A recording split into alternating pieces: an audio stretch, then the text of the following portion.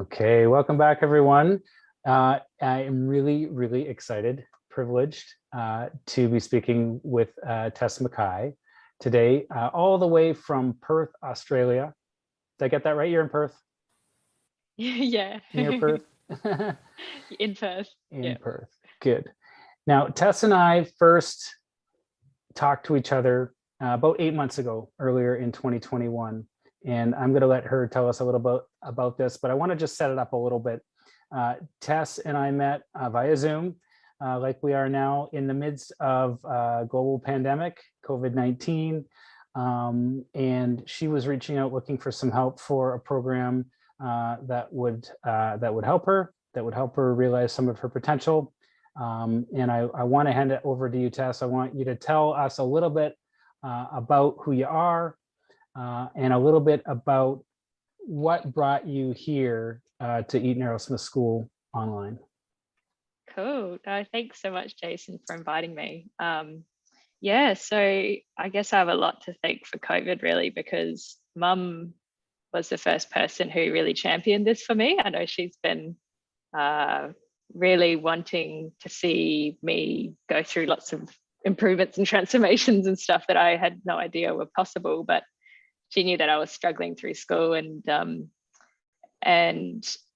she discovered Eaton Arrowsmith like 5 years ago and had researched it till the cows come home. And then it was before Eaton Arrowsmith was online. So I was a bit cagey 5 years ago. I wasn't quite ready to move to Canada, which would have been the case, and be there for a number of years. So then 5 years later, she raised it again when she discovered that there was a program that was online for students, and that it was actually really accommodating, really good for myself, because I'm a painter and it really does work with my practice as well. I do 4 hours a week minimum, and that's it's been really wonderful that it all sort of works so well with my life. And so I guess I wasn't, as much as I was on board to do a program that Mum suggested, I didn't need a lot of convincing, because I was at the stage, even 5 years ago, I was at a stage where I was looking for, I don't know, a new way, a different way of doing things. And I guess I knew I needed help, but it wasn't until Mum mentioned it again this year that I thought, oh, I'll absolutely jump on board. So I'm trying to think what else. So that's sort of the setup, really, of it. Can you do me a favor? Can you go back in time just a little bit and talk a little bit about some of the things that you were struggling with, that even as an adult, your mom was doing research for you for a program. So it must, tell me a little bit about that. What was that like, or what?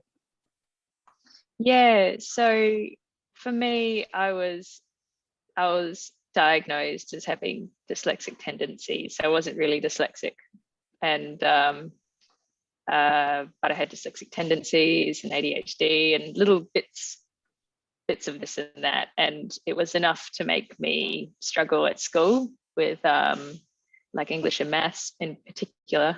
But I was, back then through school, there wasn't really the support network for students with neurodiversity or neurodivergent sort of backgrounds. So I felt like a bit of a guinea pig. And no matter how hard I tried at, school, I would always fall under with my grades. So I just felt quite hopeless at that sort of stuff. And I thought, well, my response was that I'm not good at certain things, and I'll find a new way around them and sort of cope. But I found, it's interesting, because I found, because I'm an artist, and I was like, I'm very lucky. That's what I wanted to do since I was little, as early as I could remember. I knew that art school would be, a really great avenue for me. So I applied to university, got in on a disability exemption in my portfolio because my portfolio was really good. And I struggled at university. I struggled at art at university because it was a highly conceptual art school as well. So there was a lot of writing and critical thinking, and art had been like a safe haven for me for so many years. It kept me emotionally safe from my experience at school, the things I really struggled at. So for it to feel like it was under siege or attacked, I just had like a bit of an identity crisis. Wow. And again, I was just, even with the help at school, there wasn't enough. Like even with the support networks and the tutors, it still wasn't enough to get my grades above average, which is what I needed. So I just couldn't see a way through, even at art school, something I felt really passionate about.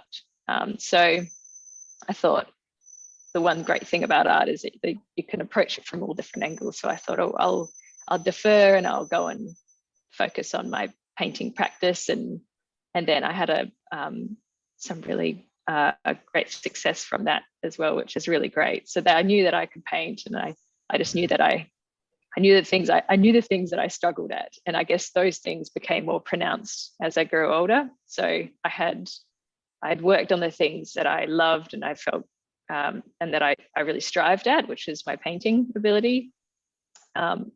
But what I lacked was the critical thinking and like the conceptual side of things, and the writing, and of course time management and all the other things that come with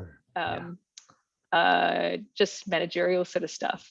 Mm-hmm. And it was only until literally like the last couple of years that, the stress of the stress of writing and the stress of responding back to emails, all those simple things became really, really difficult. And I just knew there had to be a better way, because I would get so down on myself about why would it take me 2 hours to write an email or more?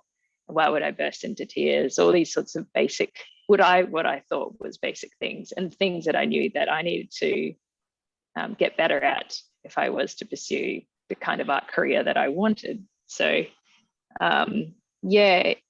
And then, I think that sort of stress impacted on my health as well. So yeah, it's just the whole snowball effect, I reckon. But I knew there was a better way. I just didn't know what it was. And I guess I was sort of willing to try some sort of intervention. I'm not sure what the right word is, but something new. So yeah. I think it's a great word, intervention, because other things weren't working, right? So, approaches that, help a lot of people, like extra time or strategies or, other technology devices, they weren't working because they're not fixing your critical thinking. So here comes a program that offers some hope. And what's going through your mind as your mom is saying, here's this program that actually, because when you look at the layers of it, we're not, Arrowsmith is not, it's not a Band-Aid approach, right? So the intervention part is really important, because just so some of our listeners can hear, is based on neuroplasticity. So the brain's ability to change. And so as you're going to tell us in a little bit, about some of the exercises, because they don't look like things that you might use or need in the world. Totally. Right? Yeah. So they're so unassuming. For sure. So think back to when, you were ready to register. You were in a place where I've heard you say, like, let's give it a shot. Let's give it a go, because nothing else is working. So you enrolled, and you're doing a program called Symbol Relations, which uses the analog clock. Tell us a little bit about Yeah. that.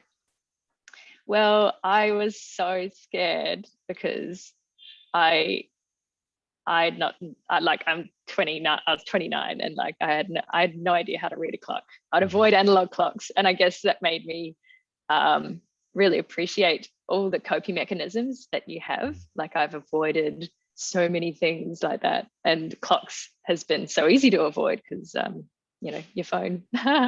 But when I was at school, I had teachers try and teach me clocks, had the principal, and no one could teach me. It was one of those sort of funny situations. So I parked that for many, many years. And so came the first day I started clocks, and I kind of freaked out because I thought, oh, here I am, I'm 29. I don't even know how to read two hands. I don't know what these hands represent. So I couldn't imagine what a 10-handed clock was like. But I think it was liberating for me to be able to learn, and I think learn something that I've grappled with or haven't had I've never been able to understand. So it was like, regardless of what the thing was, I mean, clocks is a perfect example, but it was the feeling of learning something that I didn't realize was just so important to me, So what those hands represent, the space in between the hands, the numbers, and with the program, especially when I was starting out, I was so impressed at how intelligent it is, because it made you feel like you were making milestones every day, and every little bit of positive feedback would just give you a little bit more pep to keep going. And then, maybe a week or a month would go by, and you'd look back and you would just, you'd feel very proud of yourself, even in that short time. So even though you weren't even in a month, I wasn't feeling noticeable stuff on the outside, I guess internally I was feeling it was changing the image I had of myself already from sort of day one. Yeah. Wow. I'm going to jump in and just explain a little bit about the neurology of it, because as you're working, as I hear you talking about, your brain kind of putting these concepts together, right? You didn't know how to read these hands. You talked about your fear, which is, I mean, it's really vulnerable, but it's also really scary, and it's really true. Like, you're not the only one out there, but who wants to admit, I mean, in your 20s that you can't read an analog clock, right? And the compensations, it's so easy to compensate. It's so easy. But you know that you're being held back. So here you are, you're starting to understand the concepts of the clock and what's happening neurologically, because of the part of the brain that analyzes the analog clock is the same part of the brain that reasons. So concept development and understanding anything that's relational in nature. If you think of the clock, right? There's an hour hand, there's a minute hand, there might be a second hand, and as you know, there's many more for the Arrowsmith exercises. But just putting those concepts together and then doing them repetitively so that we can create new neural pathways. So that's what's happening on a neurological level. Can you tell me a little bit about, and you've told me a little bit, can you tell me a little bit more as you started going through the levels? And I'm not sure how many hands you're working on right now. Yeah, I'm on to 6 now. You're on to 6 hands. So you're juggling 6 different combinations of pieces of information that you're putting together very, very rapidly. Yeah, it gets really fun, especially at this stage, because you're able to juggle a few different hands. Like you're able to juggle a few balls, but sure. It's you're getting to a bit of a zen stage when you're doing the times. I'm trying to I'm trying to get my time down. But I mean, I find I can speak on the experience of it, but I find the neurological stuff I'm not so well versed in, so it's so awesome to hear about that. But yeah, 6 hand I think by the time I've gone through all the different sets of hands, I sort of know how each period of hands will be. They're a little different, but you're sort of washing through the different complexities and your ability to see the scope of things is broader, and you're able to understand and pick up on things quicker. So my brain at this stage is like now really starting to fire, and my hand-eye coordination is so bad, but now it's was so bad, but now it's a lot better. So I'm able to drop in and look at the screen and just chip it away at what I'm seeing and responding, which is really great. So I think that just came out of practice, but I'm sure a lot of people who did lots of gaming would be really good at that sort of stuff. Oh, absolutely. Yeah. But yeah.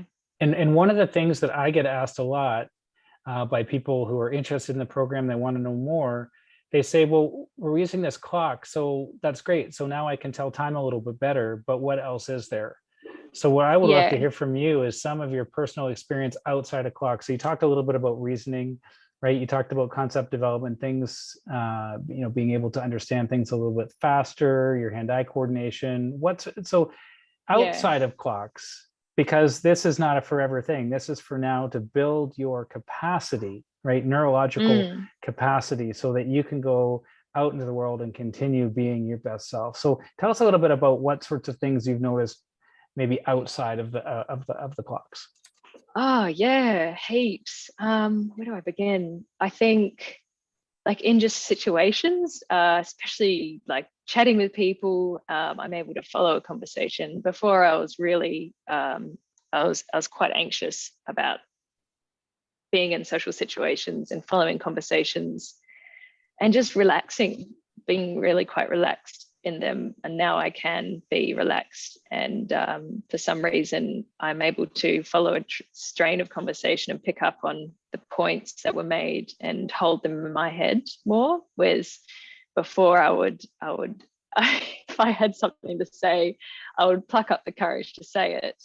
And then I would sort of just say it, and then it would stop, and I wouldn't know how to continue the conversation and pick up where I left, or pick up on what someone else might have said. So, your capacity to hold more in your head has such a broad effect on my life, or has had such a broad effect on my life. My ability to write emails, I still struggle at emails, and it still takes me an ungodly amount of time, but I find that I'm able to think my way through them, whereas before it was I would get caught, and it would be like on a Macintosh computer, the spiral beach ball of doom. It would just sort of stay there, and I would have to leave it. But I now know that there is a way through it, which is wonderful. And I'm finding that I'm less afraid of words and time in those sorts of concepts, and I'm more curious about them, which is, really fun for me, because I've always been afraid of those things, afraid of reading, and then thus my ability to do all these things. So knowing that the change has been even just like maybe 5%, physically, it's been like 100% the way that it's made me feel, or the effect it's had on my life as a whole. What else? Goodness. So emails, social situations, time management's a bit better. I'm starting to boss people around a little bit. Awesome. Or actually be on time. And I think with painting, with my art practice, it's quite interesting, because one thing I've really struggled at is obviously the critical thinking, the conceptual side of things, and then I've pretty much just worked on my skill level as a painter for many years, and so having to pick up the sort of dormant aspect of my art practice, which I've felt previously like quite an imposter in my art community, because I'm good at one thing, but I'm really not good at talking about my art. And I've tried to paint my way so that it talks for me, but because again, this sort of fear. But now I feel like a lot more confident in talking and just being a little bit more playful and facing, facing art theory and texts. And I guess that sort of curiosity has just made me want to learn about those sides of art a lot more. Like I'm thinking of going back to university next year to study art theory and like art, the things that I couldn't face before. Now I'm thinking of doing again, because now that I know that there's a way through them, I can really hone those skills. It's just an ability. It's like it's just given me the confidence of ability that I never thought I'd have before. So I love it. Yeah. I love it. And I can hope you that all makes imagine? sense. No, it does. It does. It comes across brilliantly. And I felt like I think rambled. No, because it's your experience, right? And Yeah. Can you imagine hearing yourself say that, a year or 2 years ago, that you'd be going back to Yeah. university to study the things that gave you the most fear? Right? That's a huge accomplishment. Yeah. No, it's nuts. It's crazy. So yeah. I don't know where these silly ideas come from, but well, it's because you've taken the weakness and you've turned it into a strength. Yes, yeah, absolutely. 100%. Yeah. I think running away from like I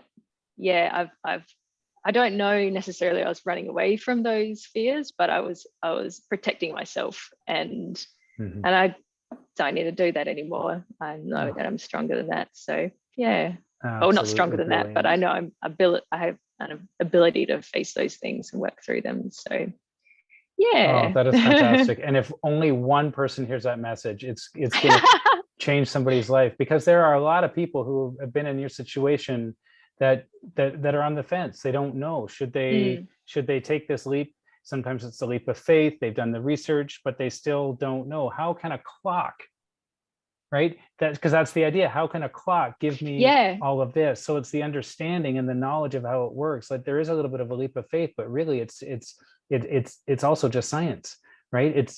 This is how the brain works.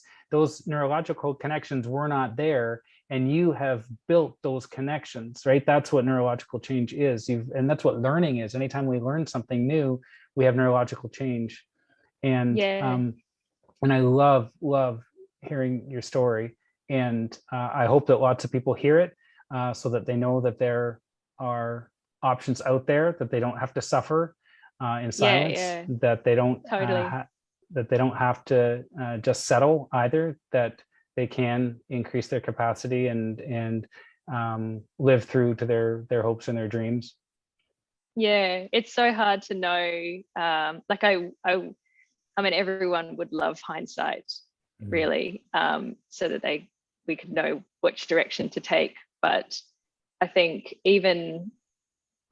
I just think even if you have a tendency to be curious, even if you're not sure about what your situation is like currently, but you know that you're curious about there's a better way or finding another way or working on something, I think just explore that option, because once you jump over the fence and you can look back, it just changes absolutely everything. And my friends as well, I talk about it with my friends, and they are just, so much support, and there's so much, I think, that emboldens people in their own lives when you see a friend of yours going through something, really facing something that's difficult.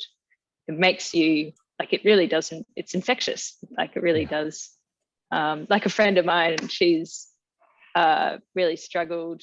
She's amazing. She's ADHD, dyslexic, and she's studying nursing, and she is just like using all her coping mechanisms, and she's got great support from her family, but she is just exhausted. And so she's just approached me about this as well. So it's really wonderful when you can share your experience with other people, and then like they're curious, that your curiosity is passed on to them. So it's cool. It is, and thank you. You're a real ambassador for the program. Oh, thank you. No, it's awesome. I've a lot to thank for my mum as well. She's been such a champion, and my husband and my dad as well. Of course. Yeah, they've been amazing. Seriously amazing. Yeah. Well, it's teamwork, right? I mean, you're the one doing that physical work. You're the one doing those clocks every day, but you know that they're all behind you, cheering you on and giving the support that you need. Yeah. Yeah. Now quickly, because I want to ask, so you've been at this for 8 months, maybe 7 months, because one thing I think that's important for people to know is that it is not a quick fix, but it's also only been 8 months, which isn't quick. I mean, you've put, as you said, 4 hours a week into this, probably more, if you've been working on your own a little bit. Can you think about perhaps when you first started to notice some glimmers of change? Like, it wouldn't have been the first couple of days or the first week or even the first month, but I know that there's a lot of people who are on the fence thinking about this, and that's one question that they always have, like, how long is this going to take? And of course, every brain is different, but what was your experience? Oh my God. I'm a huge believer in placebo effect. Like, whatever works for you, do it. And I reckon I was having like a false start or false change. I was seeing like effects in in a couple of months, but I don't think it really came into effect until like 3 months in.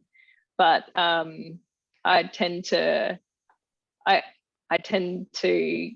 try and go a little bit beyond what is the minimum time that I'm doing. So like, if I'm doing an hour, I'll try and do an hour and 10 minutes. It's just that extra 10% or 5%. Just I think it's helped me show up more and get, a little competitive, I think, to myself. But I think I started to notice the subtle effects probably in 3 months, from 3 months. And those effects were, what were they? It was emailing and texting, I think. Less basic emailing and texting. I found quicker, and I felt a little bit more confident in them. Not sure if that's quite common with students, but definitely was for me. Yeah. And then after that, it was, I think, just discussions, talking with people. I was just able to listen in and just hold more in my head in that way. And 8 months still is kind of early days in the big scheme of things. And the health problems that I've been having, I had like pelvic health problems and stuff from stress, because of my relationship with time, and trying to like manage all these things, and then burning out every month and crying every month because I would just get so exhausted. But now I'm starting to really just soften into the difficult periods in life, that I don't burn out and have intense burnout periods every month. I just sort of accept them as they are, and they sort of roll over to the next and just move on. And so that stress has alleviated off my health issues. And I'm super curious to see what happens after I finish clocks. I'm hoping I can try and get to 10 hands. I don't know. We'll see. You'll get there. You'll get there. Might take a few years. So we'll get to that. And then I'm hoping to pick up on maybe 1 or 2 other aspects of the course, was it? Or like the neurological assessment. I'll Mhm. pick up on two areas there, maybe one that will work well with my uni studies. Yeah. So I can develop that or work on that while I'm also putting it in practice in my life as well. So yeah, I'm at this stage, I'm like, now that I've seen the effects and I love them, I'm super keen to just keep experimenting and keep pushing it a bit. Yeah. So Tess, I love how honest you've been, and again, vulnerable, and sharing your story. It's not easy, and we really appreciate it. And I know that families will really appreciate hearing your firsthand account of where you've been, and the decision that you made to give it a shot, and where you are right now, and where you're headed. I really, really thank you for your time. oh, thank you so much. Yeah. It's been a real pleasure. Thank you. That's fantastic. And we will check in on you again. You're only, as you Yay! said, you're part way through. So we'll do this again in a few months. Yeah. It'll be a lot of fun. Sounds awesome. Okay, I can't wait. Thanks, You Jason. too. Talk soon.